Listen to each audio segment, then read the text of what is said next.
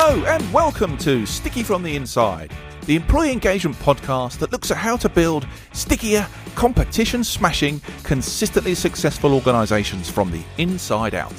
I'm your host, Andy Goram, and I'm on a mission to help more businesses turn the lights on behind the eyes of their employees, light the fires within them, and create tons more success for everyone.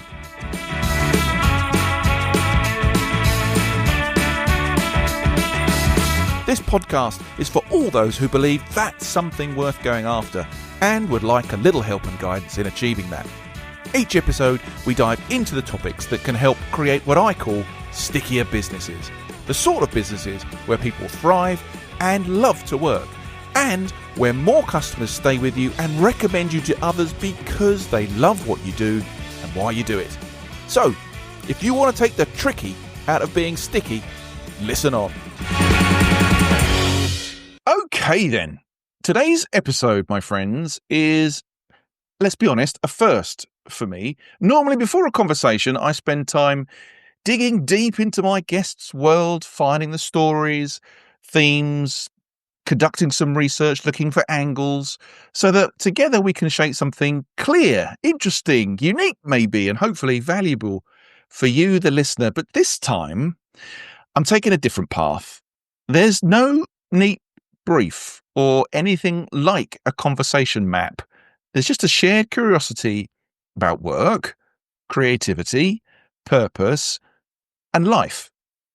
And it all began when my guest today, Steven Puri, founder of the Sukha Group, suggested a topic called What Hollywood and Tech Taught Me About Deep Work, which to me already sounded fascinating. A man who's lived in two different worlds, Hollywood film production and the world of technology, and how something like deep work and focus had linked the two.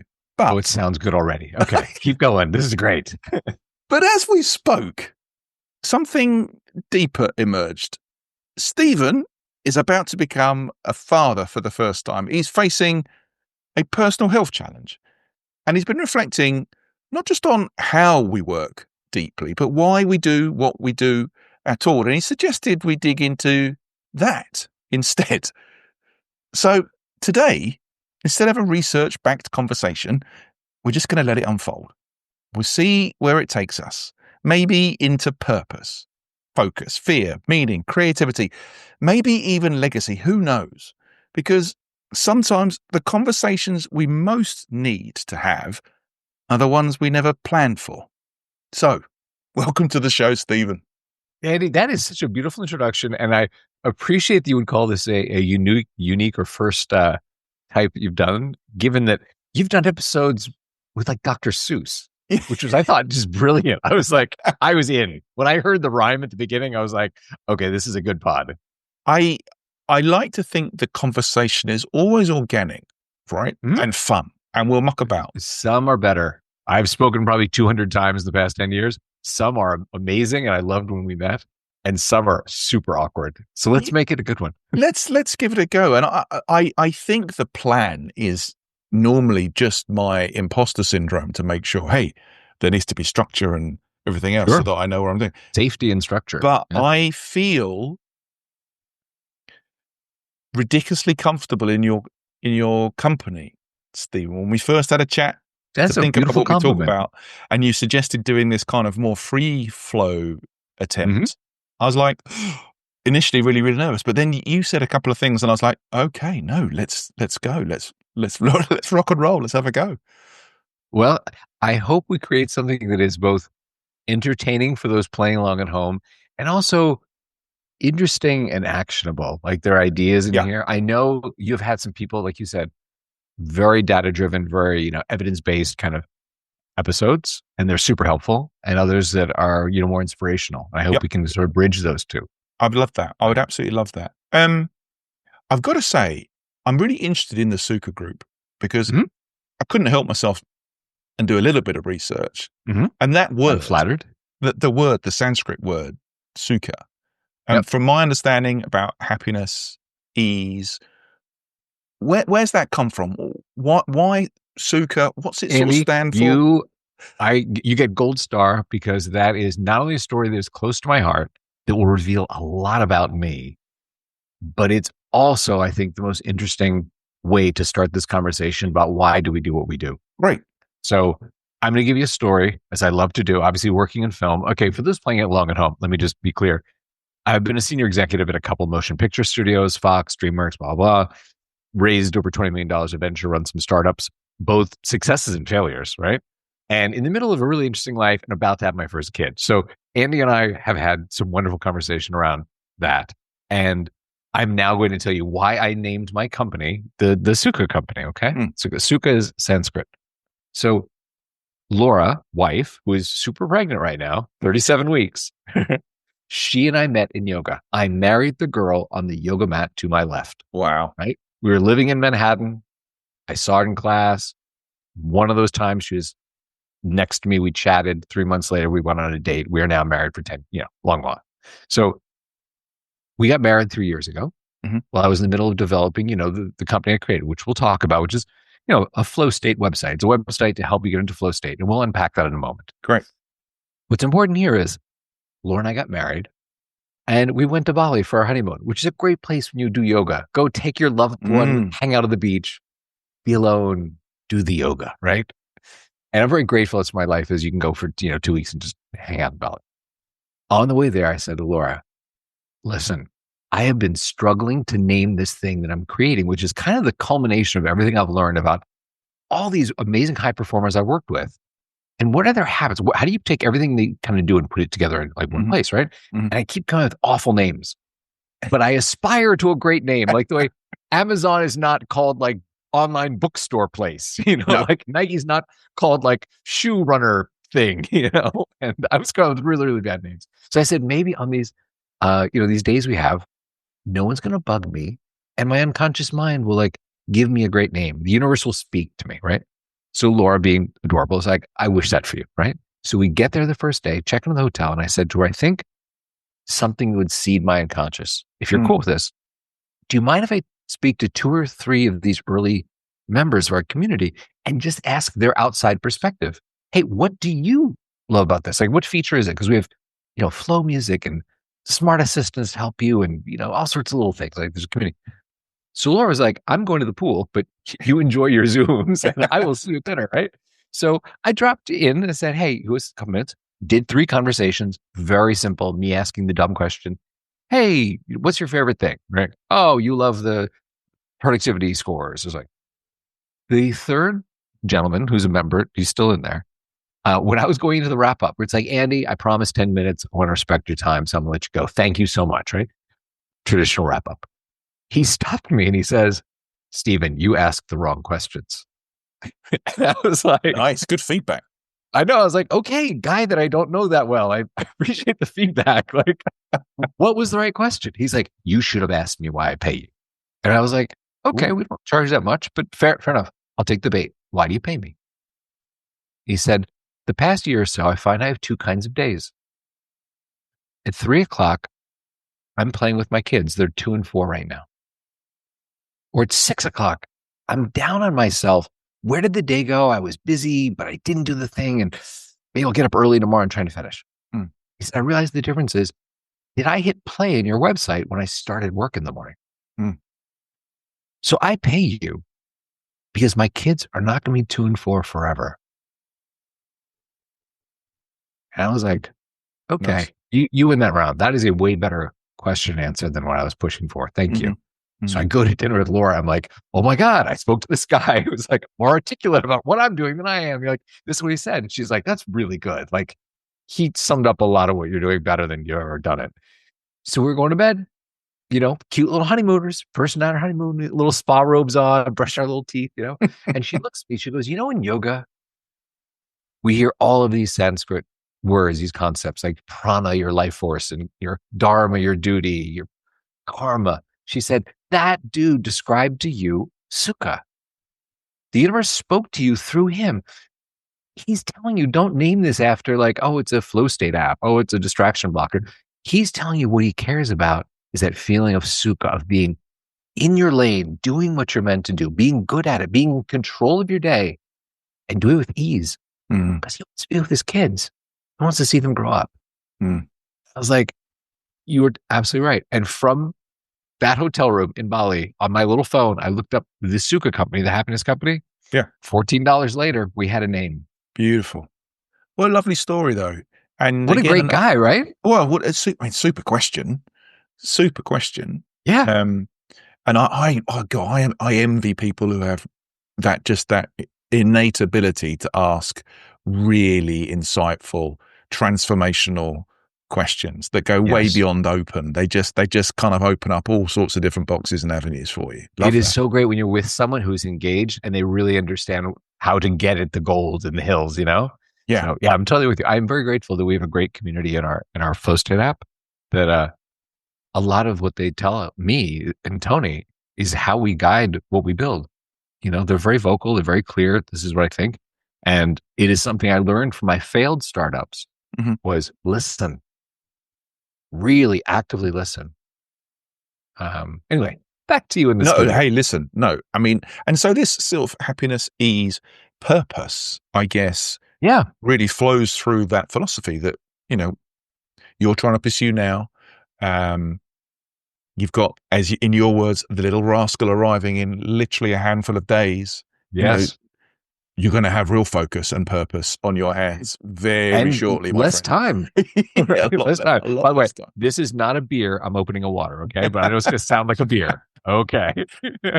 It's 5 o'clock somewhere, my friend. It's 5 o'clock somewhere. I'm just saying. So you've mentioned a couple of times flow state and stuff, right? Before we do that, can I bring up something that you touched upon and it stuck with me when we were speaking a week, 2 weeks ago, whenever we were talking? We were talking about some very prescriptive episodes you've done. They're very helpful and very actionable. And we also talked about that greater idea of like, well, why are we doing this? And I love that your pod, like the energy you put into your pod is around, you know, how do we make this experience of work different? How do we make it sticky, you know? And that it has a two-sided sort of equation. I am a team leader. I'm a leader here, or I'm a contributor. Yep. In both experiences, you want to be magical. And the thing that really stuck with me is this, and I'm curious if this is a path you would like to go down here, is when we talked about the why, like there are productivity techniques, there are high performance tips, there's all sorts of things.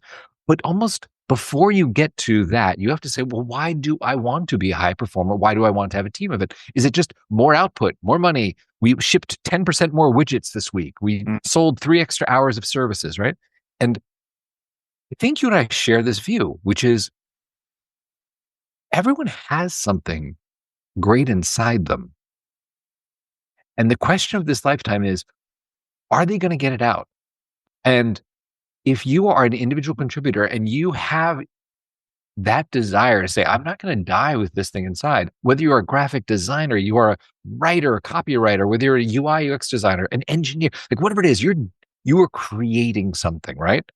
And hopefully you get to sing your song. And if you are a leader, it does not mean that you are a manager. It does not mean that your job is Thursday at 5 o'clock. I drop by Andy's desk. Hey, Andy, tomorrow morning at 10, the TPS reports are due. How you doing? Like that's managing. It's not leading.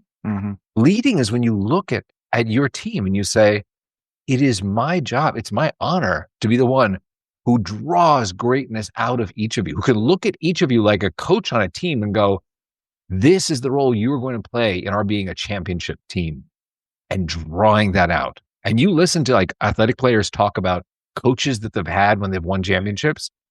Those coaches dig deep into each person and go, I'm going to pull forth the greatness. And I think that is why we do this. I would wholeheartedly agree. I maybe go, I don't know if it's further, but it's adjacent, is that I genuinely think it's your moral obligation to do that. Yep. Because it's easy to talk about this stuff and go, hey, have you realized your purpose? Are you delivering your purpose? Are you being the best person you can be? I think it's cliche to think that everybody can even see that or know what their thing is. And until someone is given the opportunity to find that thing, to play with it, to see what it does, to see the impact it has on themselves, to see the impact that it has on others, loads of people wander through life, I guess, with that thing still wrapped up inside, never been opened, right? Yeah. And you want to have a sticky organization, a sticky team? Oh, yeah, sure. You can offer free coffee in the lunchroom, or we have the best retreats, whatever. But there is nothing as sticky as someone going, I am doing the thing I was meant to do on this earth. This is amazing. Do you know what, though? I fully subscribe to that feeling. But would you like the coffee in the lunchroom? Okay. No, not at all. It's fine. I just think that too many people, and I would consider myself in the evangelist camp, but there are too many people who go, yeah. I think there are employees who go, I don't need that. I'm just here to pick up a paycheck. And there are managers, leaders who have the same opinion, that is, they're just people to do stuff, right? Can I challenge you on that? Yeah, I don't agree with it. I vehemently fight against it, but I think there's stuff going on like that. With Sukha, I talk to a lot of people who are contributors. We are, as I mentioned, our biggest cohorts of members are developers, engineers, designers, and authors, right? Some sort of writers. And so I speak to them. I speak to leaders of those teams.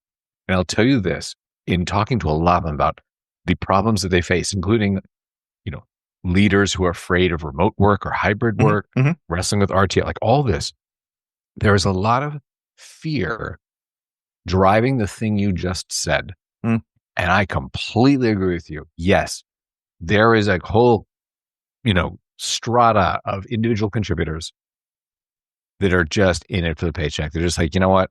I'm not giving my soul here. This is not my song.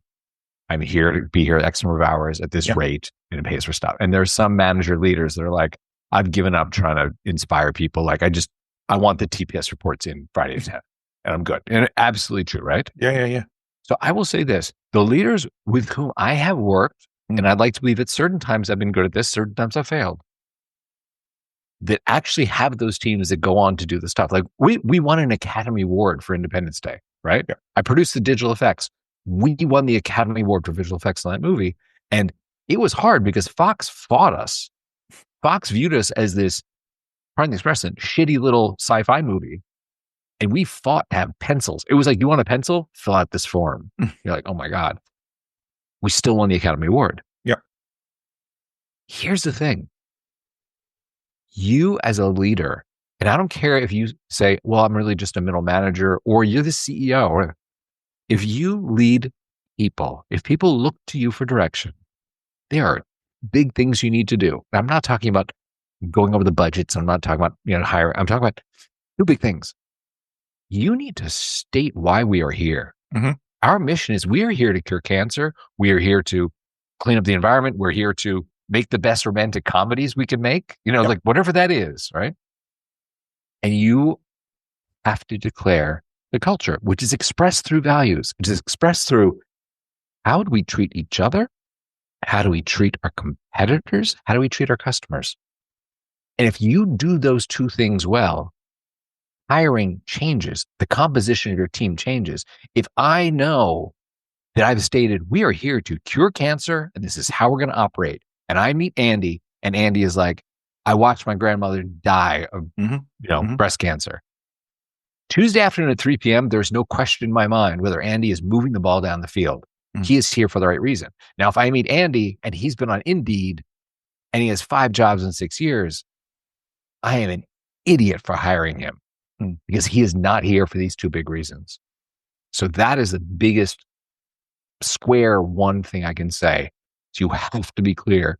This is why we're here, and this is how we treat each other, and hire according to those. Amen, sir, to that.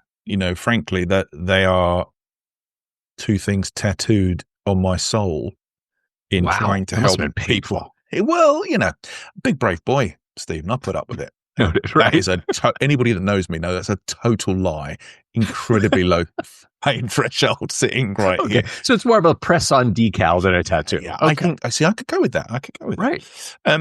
I think that why thing. I wonder whether it comes back to what you talked about fear before, in the fear of discovering or trying to even look into that, or fear of failure, of not being able to understand those things. Because I think having real purpose underplaying what you do is hugely motivating. And I speak from personal experience of leaving corporate, losing what I thought was purpose, and literally wandering around in the wilderness, which felt pretty bad and awful, until you do a bit of self-reflection and self-searching, get a few people to help push you around.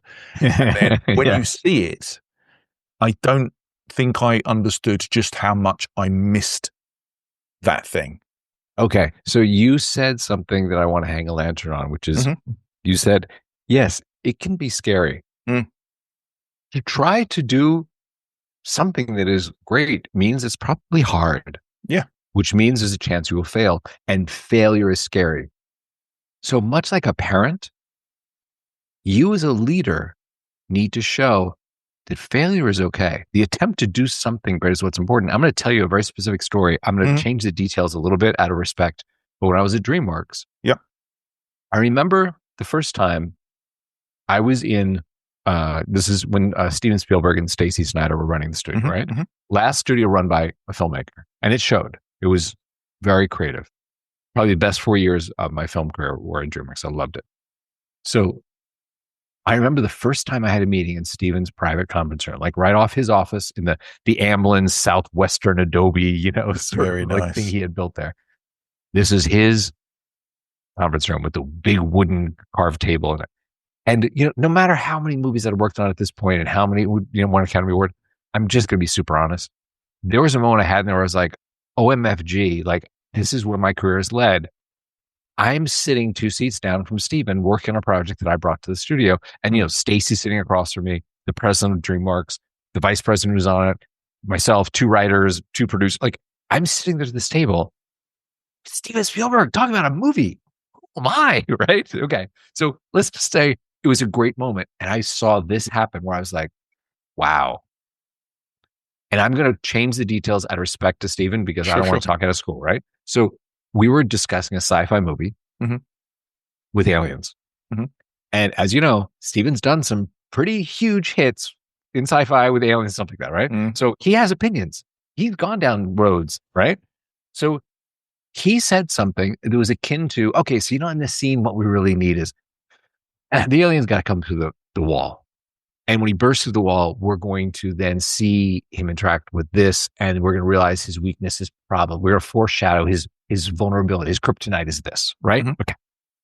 So he says this, and someone who was coming through the room, essentially a coffee coffee deliverer, said, actually, I feel like we saw that in this other director's movie like 2 years ago. And what if it were this other thing? And I thought to myself, wow, we'll never see him alive again. That was nice having the coffee boy come, right? Exactly. Don't memorize his name. He'll be in the dumpster in small pieces by lunch, right?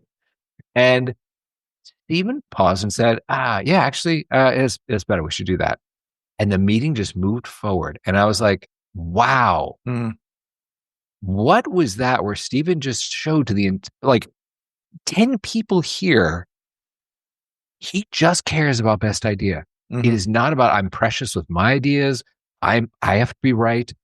That was really the hallmark of mediocre creatives that I worked with. When they become very possessive, like, no, in the scene, he absolutely has to be on a motorcycle and it has to have this because I need this to happen. And you're like, it doesn't make sense for the character. We haven't set up, And with Steven, it was just like, yeah, we should do that. And the meeting just moved on. Like nothing had happened. And I was like, I need to remember that's how you create safety. He failed, come up with the best idea, and he showed it was totally cool. What do you think Steven Spielberg's why purpose was? Did you ever talk to him about that? Was it really obvious with working? I have to be honest with you. Steven and I interacted over my 4 years there, but it was never on the level of, hey man, like, how you doing? What are you up to this weekend? Like, what are you wrestling with your kids or Kate? Like, we were not there. It was a professional relationship. Sure. I don't have an insight that way, and I'd be lying if I told you I did. No, it's fine. I'm just interested, even maybe from the feel of how the organization operated and that little vignette of a story best idea wins. I mean, to me, he's the archetypal storyteller, right? It's he's obviously close with George Lucas. There are a couple of directors that are there. And for them, it is magic. Mm. The emotional clay, how you could put together these images with this sound and show it to someone and make them feel a certain way. That's magical. Mm-hmm. And Steven understood that. Like sometimes for better or worse. But I mean, I'm not here to nitpick Steven Spielberg. He's amazing. But I think that was his why was there was an emotional magic to telling a story and having someone feel. Mm. And that's really cool. That was some of my best meetings I had were in film, period, were at DreamWorks. I think that word feel is like hugely important, circling back to what we were just sort of talking about before, in that I just want people to feel something positive at work. I just want it to feel a bit, I know it all, again, choice of words, but you know, I genuinely want people to have more fulfilling work lives. And that even when that comes out, it sounds a bit too much. But you know what? I'm not afraid to sound like a crazy person. So let me do that for a moment. Okay. Okay. Which is, I think we both want to believe that you can leave work energized with a feeling of I've done something meaningful. Yeah. Right. And it's not every day. It's not every day that you're saving 3 children from a burning house. You know what I mean? But there is a sense of like, if you're a firefighter, there are those days when you do something heroic and it's amazing. And there are other days where you make sure the fire engine is ready to go in case today is a day with, you know, the thing, right? So this really brings me to something you and I talked about around flow states, which is there is a way of doing the knowledge work you have to do. This is not obviously for servers in restaurants. This is not for painters on, you know, house paintings, things like that, right? But there is, I should probably, for those playing along at home, let me set the table very quickly because I know some people listening are like flow masters. They're in flow all the time. Others maybe have a passing understanding of it because it's becoming super popular in the zeitgeist, right? So Hungarian-American psychologist Mihai Csikszentmihalyi, he had a thesis. He said, these high performers in wildly different disciplines, athletes and artists and scientists and inventors, they go into these concentrated states where they do the thing that makes them famous, the thing that moves the world around them. And they talk about those states in very similar ways. Kind of what's up with that? So he did his research. And at the end of it, he wrote a book called Flow. And that is the seminal work on this. And it's from whence we get the term flow states. And when he was asked about naming this book, he said the greatest thing. He said, flow is the most beautiful metaphor I could find to express what I learned, which is we are all on the river paddling to move ourselves forward. But if you align your boat with the current, it carries you, it magnifies your efforts. You go further and faster. And that's what these high performers have figured out to do and do consistently. And he said, listen, people call it different things. Even in my research, like Michael Jordan has that famous quote of the basketball player about when I'm in the zone, it's just me and the ball, right? And there's a Casa quote I love. They always mangle where he's like, I was up all night. I lost track of time. I didn't eat, pee, but I think I finished Guernica tonight, you know? And to be lost in the work that way, he said, there are some very similar characteristics when you talk to these people. He said, number one, it always and it only happens when they're doing something I think is meaningful. So like I was joking about, you know, turning in the TPS reports. It may not be doing TPS reports or stapling papers or mopping the floor, right? But it may be doing something where you're like, I have an idea. He said, it's always when they have skills that apply and they're challenged, right? So it is, you're doing something you're trained to do, you like to do, whether it is painting, writing code, you know, designing, whatever. And he said, it's interesting. You lose track of time, distractions fall away. You're deep in the work. And at the end, you feel a sense of joy, of uplift, as opposed to depletion. And that's one of the things I think is amazing, because if you create in your team the conditions where people can actually be in flow, you deal with less burnout. You deal with less, you know, attrition. And you get the staff meetings. And I mean, Andy, I know you have a feeling on this, is if you're running a team and in the staff meeting, I come in and I say, Andy, my emails are all returned, inbox 0, return all my Slack messages. Do you want that? Or do you want me to say, hey, actually yesterday I took that hour you gave me and I thought of this. And I described something where everyone in the room went, oh my God. Like that idea changes the trajectory of what we're doing. Which stepping do you want? Well, look, I think, crikey, there's so much to unpack in there. I think coming back to the whole idea of flow, and come back to whoever it is, whether it's, high performers, whatever, there is nothing quite like at work when you feel like you've been on it. Right. That's it. It doesn't matter whether you are. Is that your phrase for flow? Or you're on it. I just think if I'm on it, I can get shit done in great quality. I think better. I think less distracted. I'm on it. Yeah. And I can also feel that I've been on it in lots of times in my career, as a waiter, as a busboy, could have felt on it. I'm not thinking about table numbers and the order of service, or I'm just in it, you're in the flow, feeling great, connecting with customers, getting stuff done. I am all over my station. That's as much flow as somebody like intentionally setting out to do some deep work. For me, I think that's important. And then the great point you make about leadership and creating environments. I think this is where this stuff kind of gets lost sometimes in leadership. Not enough people go to leadership school. They try to continue to do the technical stuff they were doing in the previous role as a leader, instead of your focus now is on this group in front of you, and your job is to really create an environment where stuff can grow and percolate and be done, and people can feel on it or in flow or like they've achieved or they've contributed. That is your job. That is now your obligation, and that's what I love about this topic. I have a question for you. So, riddle me this: in your current life, when you have those opportunities to be on it, in the zone, in flow, you're doing that thing where you do the work faster, you're immersed in it, and it's great work. You feel up. What are the obstacles? What are the blockers? What are the things that stop you?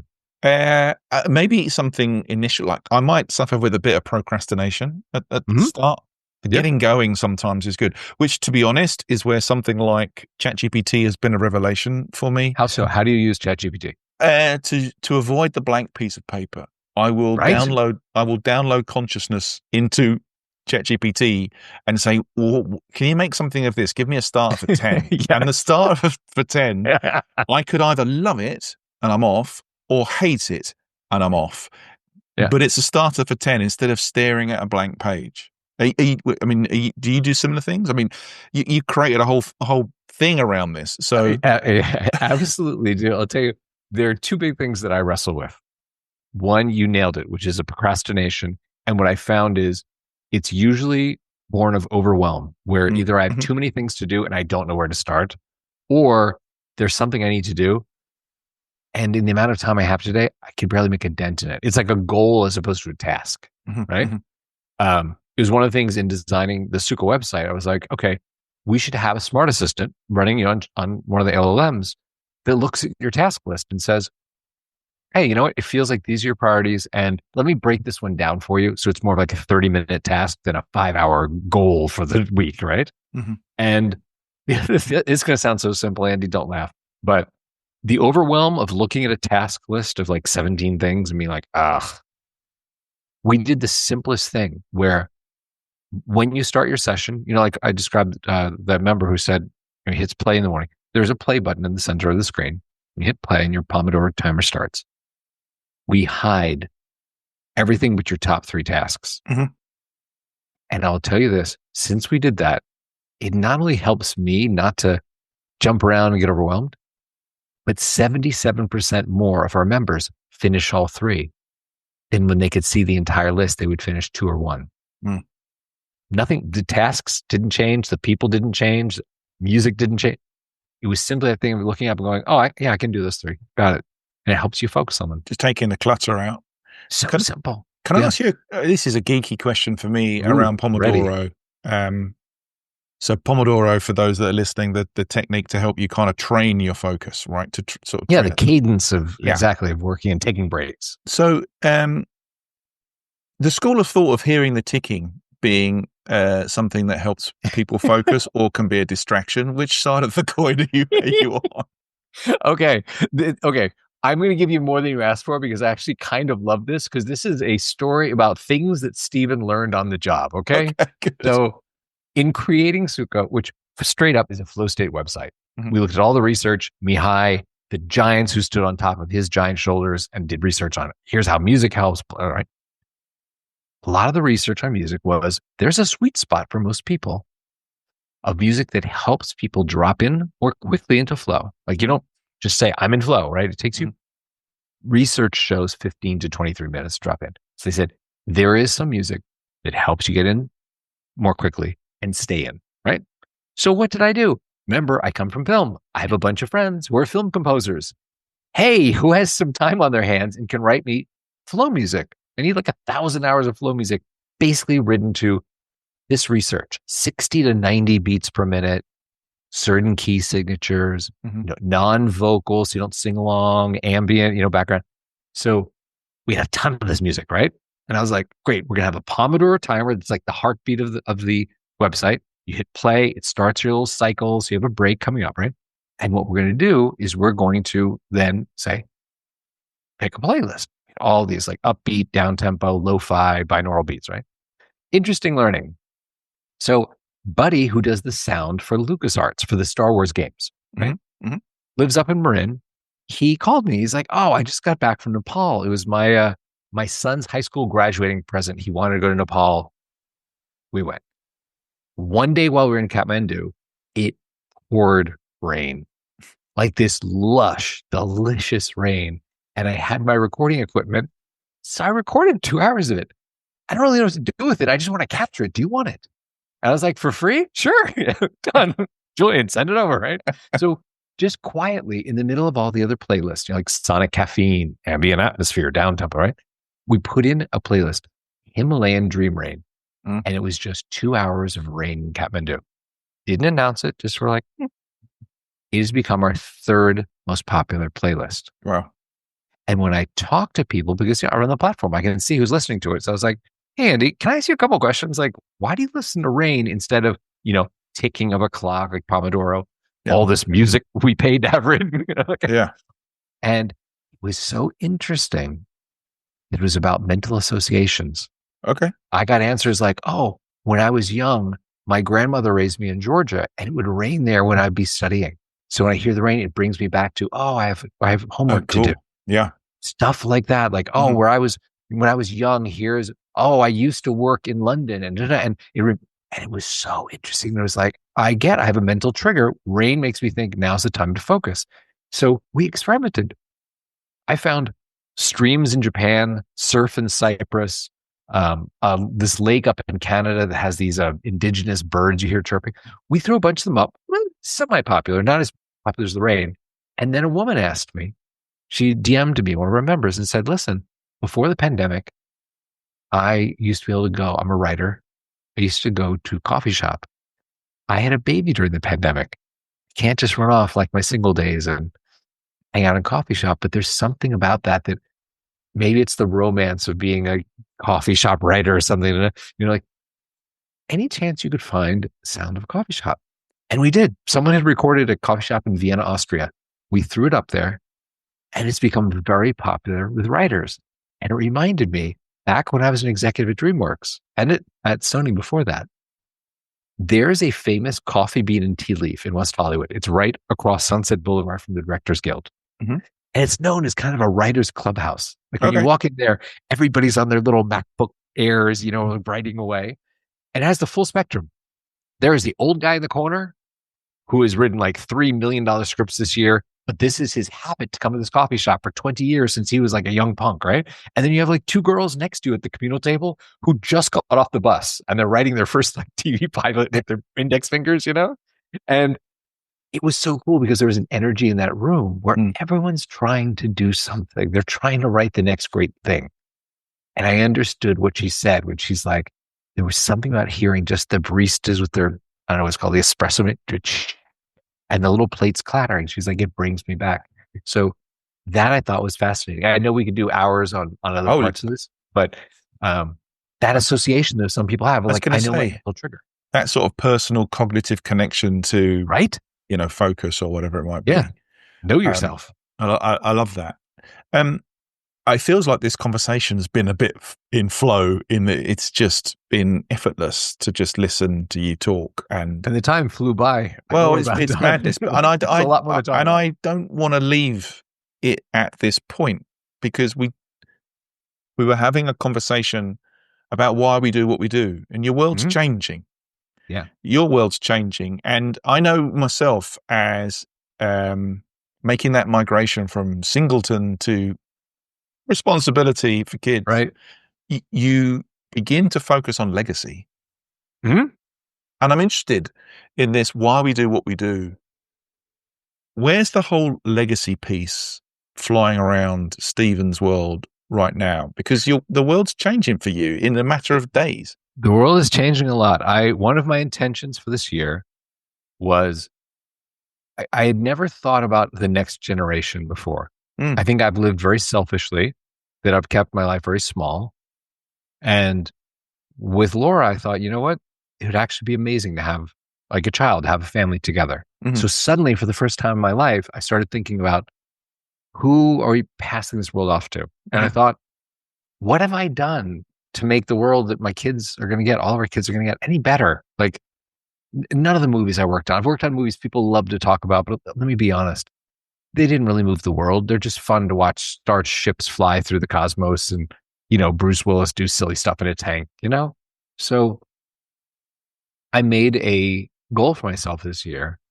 Between now and, I know my life is going to change in 18 days. So my friends are like, you won't sleep again. Right? But I made a goal to say, there are things that I have learned about being around high performers, leading teams and participating in teams that have done really amazing stuff. And have I shared those enough? And I'm so glad that we met. I'm glad we got the opportunity to talk about, some of these things. I know there were more things we were thinking about talking about we didn't really get to, but that's one of the things I did this year, was I looked for places where I could say, hey, you know what? If the things I have to share, would they benefit your audience? Would you like to do that? I'll do it.